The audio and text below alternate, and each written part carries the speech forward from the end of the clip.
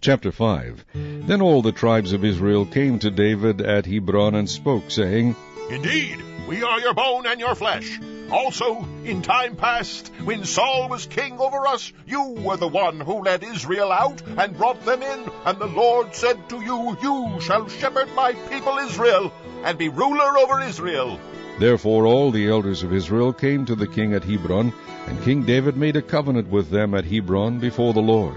And they anointed David king over Israel. David was 30 years old when he began to reign, and he reigned 40 years. In Hebron he reigned over Judah 7 years and 6 months, and in Jerusalem he reigned 33 years over all Israel and Judah. And the king and his men went to Jerusalem against the Jebusites, the inhabitants of the land, who spoke to David, saying, You shall not come in here, but the blind and the lame will repel you, thinking David cannot come in here. Nevertheless David took the stronghold of Zion, that is the city of David.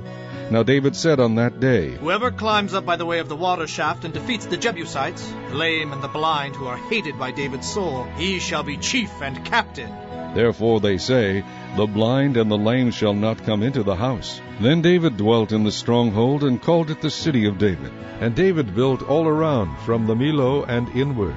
So David went on and became great, and the Lord God of hosts was with him. Then Hiram king of Tyre sent messengers to David, and cedar trees, and carpenters, and masons, and they built David a house. So David knew that the Lord had established him as king over Israel, and that he had exalted his kingdom for the sake of his people Israel. And David took more concubines and wives from Jerusalem, after he had come from Hebron. Also more sons and daughters were born to David. Now these are the names of those who were born to him in Jerusalem: Shammua, Shobab, Nathan, Solomon, Ibhar, Elishua, Nepheg, Japhiah, Elishama, Elida, and Eliphalet. Now when the Philistines heard that they had anointed David king over Israel, all the Philistines went up to search for David. And David heard of it, and went down to the stronghold. The Philistines also went and deployed themselves in the valley of Rephaim. So David inquired of the Lord, saying, Shall I go up against the Philistines? Will you deliver them into my hand? And the Lord said to David, Go up, for I will doubtless deliver the Philistines into your hand. So David went to Baal Perazim, and David defeated them there. And he said, The Lord has broken through my enemies before me like a breakthrough of water. Therefore he called the name of that place Baal Perazim. And they left their images there, and David and his men carried them away. Then the Philistines went up once again, and deployed themselves in the valley of Rephaim.